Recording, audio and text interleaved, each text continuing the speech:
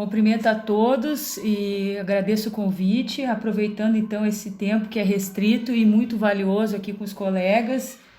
Não pude acompanhar todas as exposições, mas pretendo ter acesso depois aos estudos e às pesquisas de vocês também, que considerei muito pertinente, parabenizando toda a coordenação científica. Bom, esse repensar os direitos humanos numa sociedade de afetos, ele está totalmente conectado com essa questão dos avanços da ciência e da tecnologia que proporcionaram e proporcionam grandes conquistas para a sociedade. Hoje, digitalizada por todas as possibilidades que nos encontramos de utilização de ferramentas digitais associadas à inteligência artificial, entre elas as mensagens rápidas, postagens de documentos, fotos, textos, vídeos, traz um impacto avassalador na educação, na cultura, na informação, no desenvolvimento econômico e social. Enfim, na interação com as pessoas. E contextualizando no momento trágico da humanidade com a pandemia do novo coronavírus, o respeito à ciência e ao uso adequado das tecnologias da informação precisam ser considerados nos atos governamentais e da sociedade civil. Tal afirmativa vem amparada por um cenário histórico de negacionismo da democracia, da cidadania, dos direitos humanos no Brasil, que podemos considerar, de acordo com Michel Foucault, que mudam-se os mecanismos de controle e repressão, mas permanecem as finalidades de controle social. A importância dos exemplos a seguir, que eu vou mencionar, são necessárias para demonstrar o que o passado tem a nos ensinar e como isso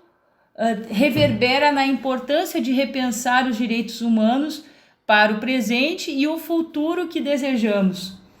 A primeira organização de direitos humanos brasileira nasceu no contexto da ditadura militar em meados de 1964, período antidemocrático brasileiro marcado por um governo baseado na doutrina de segurança nacional, tendo como características o intenso controle do Estado na vida dos cidadãos, com medidas de exceção, censura, repressão, tortura, incluindo cassação de mandatos, suspensão de direitos políticos e demissões de funcionários públicos, que teve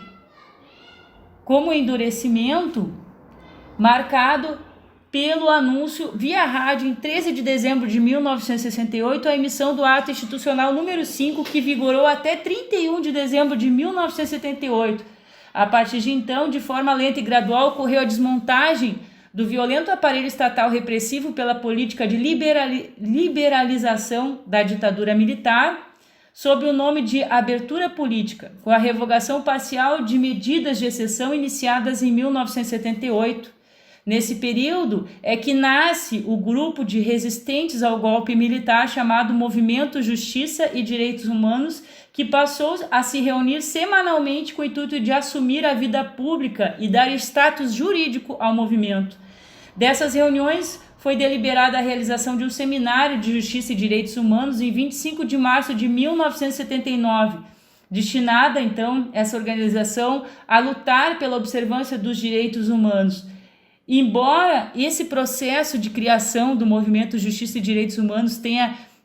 procurado acontecer de uma maneira natural na sua constituição jurídica, junto ao registro notarial, aquela época, mesmo com a abertura gradual e política que nós vivenciamos, o primeiro movimento de justiça e direitos humanos teve o seu registro negado, situação que levou a judicialização e a determinação por sentença judicial em 11 de agosto de 1980. Então, dentro desse nascimento do Movimento Justiça e Direitos Humanos, que eu coloquei aqui para vocês alguns exemplos de medidas governamentais que foram tomadas naquela época, muitas dessas características que aconteceram há mais de 50 anos, a partir de 64,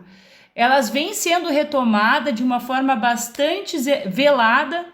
pelo governo e também por autoridades de dentro do governo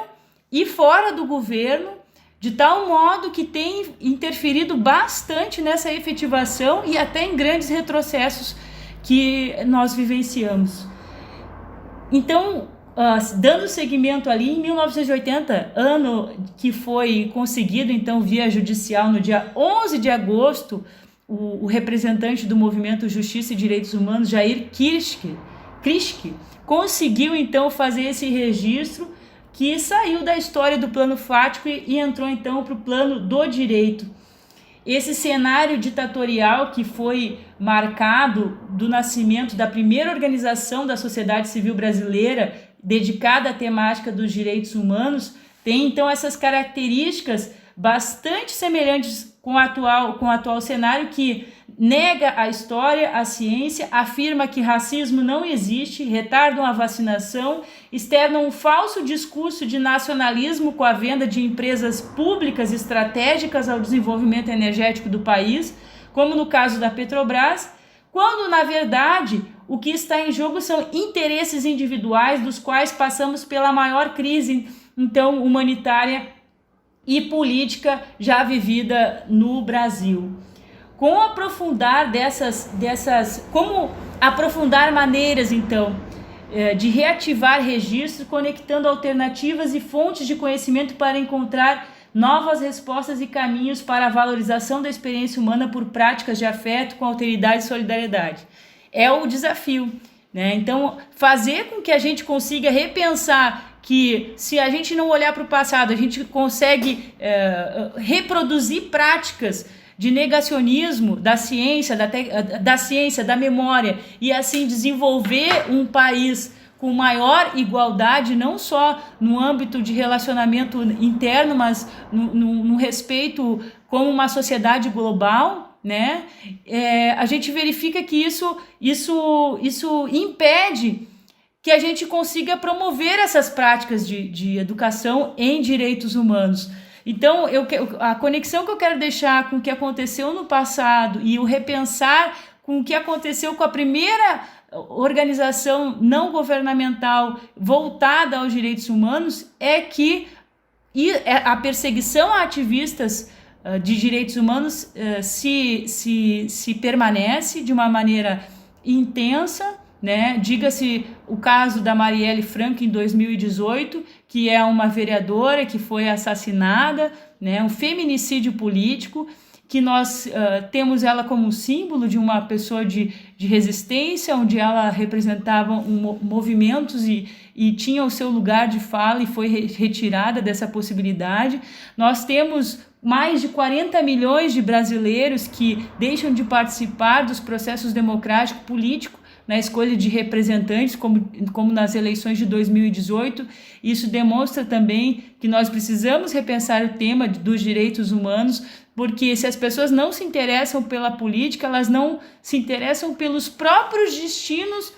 coletivos que a gente toma nessa perspectiva. E ainda mais isolado, fica difícil conseguir fiscalizar os atos individuais e as consequências desses atos e o impacto desses atos na vida em sociedade, né, pela questão relacional, e as questões governamentais de atitudes do governo. Eu vou colocar 2 exemplos aqui eu falei de um exemplo do governo em relação ao negacionismo da ciência, ao retardamento da vacinação, ao racismo e à negação da multirracialidade da ocupação dos espaços de poder. Infelizmente é uma denúncia que eu vou fazer aqui, então, internacional, né, e que pretendo levar adiante o caso porque considero grave. Um juiz na Bahia mandou, porque eu sou editora de um jornal, mandou a cópia da tela do computador, dizendo que ele tinha acabado de publicar uma sentença pesada a favor de uma empresa, a Petrobras, empresa pública, portanto, dizendo que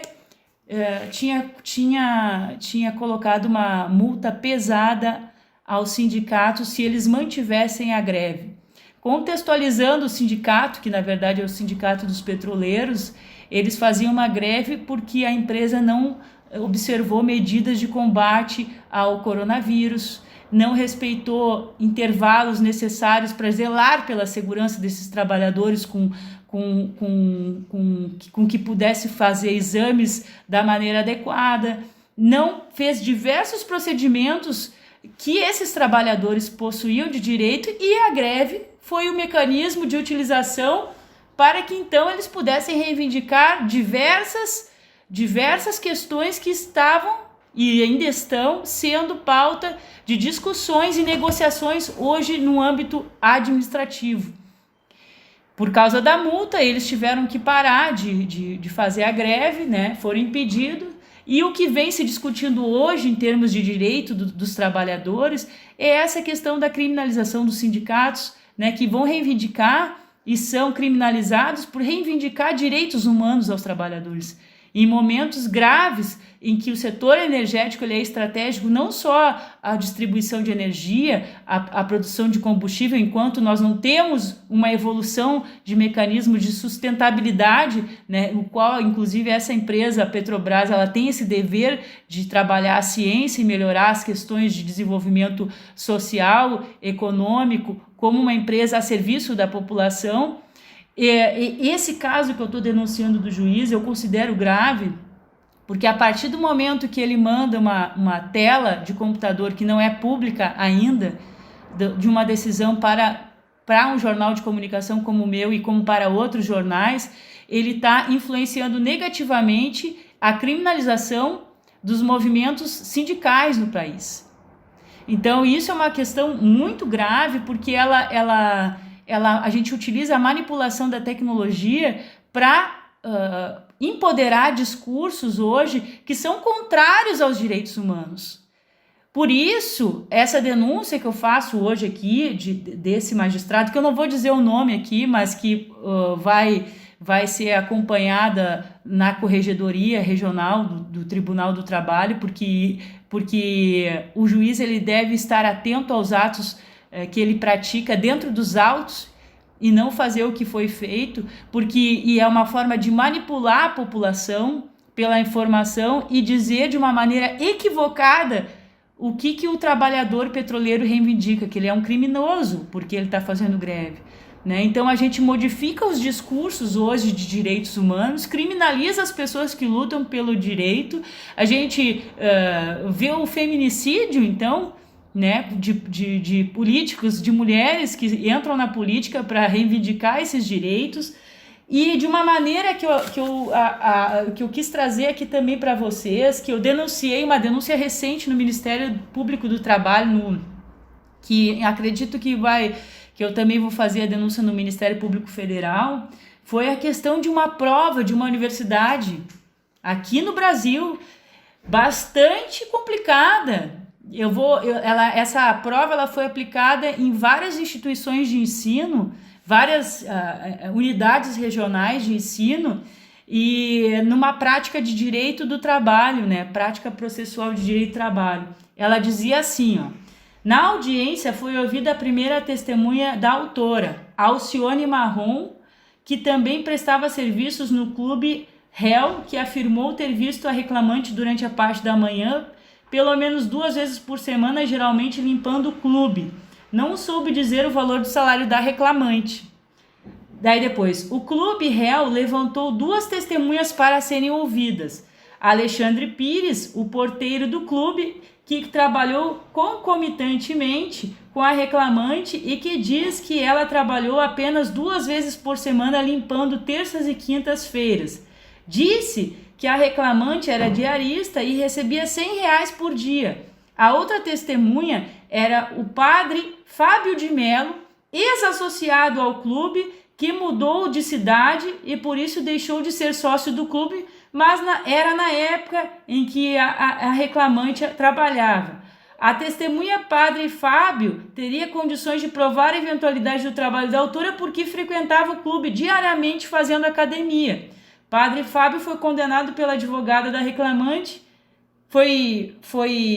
contraditado pela advogada da reclamante, e a contradita foi atacada pelo juiz fundamentando que teria interesse na causa, que foi imediatamente protestado pelo procurador do clube do réu. O que aconteceu aqui nesse exemplo aqui que eu tô trazendo do exemplo de uma universidade que tem milhares de estudantes vinculados que estavam fazendo essa prova de direito do trabalho. Eles utilizam uma personagem pública, uma pessoa pública, que é a Alcione Marrom, uma mulher negra, uma história maravilhosa de luta, de resistência, de vitória, de desafio, de preconceito, e Alexandre Pires, também negro, os dois negros, que também são artistas, militantes na área do antirracismo, né? E que foram exemplos de classificação, a Alcione Marrom sendo considerada ali como prestadora de serviços gerais e Alexandre Pires como porteiro do clube, ou seja, a própria universidade aqui colocando os negros numa condição de subjugação da condição social que hoje essas pessoas se encontram. Eles usaram exemplos de pessoas que alcançaram um patamar, que na verdade são pessoas de elevado valor na identidade democrática brasileira, na nossa cultura brasileira, para colocar eles numa condição de inferioridade. Então eu considerei assim, essa denúncia foi feita, eu considerei com grande gravidade essa aplicação dessa prova, utilizando duas pessoas negras que são personalidades importantes, porque eu acho que uma universidade que se preze, já vou terminar, Ana, uma universidade que se preze, ela tem que dar o exemplo no combate ao racismo, né? Então, assim, repensar os direitos humanos, ela parte muito mais da gente conseguir entender que está relacionado à política pública, está relacionado às universidades, a forma que a gente se compromete em ensinar, está relacionada a um juiz que deve se ater aos autos e não ficar mandando a sentença para os órgãos de comunicação. E nós, enquanto sociedade, nessa sociedade globalizada, quando nós temos conhecimento de situações como essas, nós precisamos denunciar. E isso nos tira da acomodação. E essa sociedade que tem que ser de afetos, não é os afetos que tem que nos incomodar e fazer nós nos movimentarmos para mudar esse cenário de negacionismo e de antidireitos humanos. Eu agradeço muito a oportunidade, peço desculpa se acabei me perdendo um pouco a concentração em casa, fazendo atividade, mas espero que eu possa ter dado o recado. E quem quiser acompanhar mais o trabalho que eu faço, pode acessar o YouTube, que tem bastante conteúdo do jornal Estado de Direito, também como site. Uma boa continuidade do Congresso.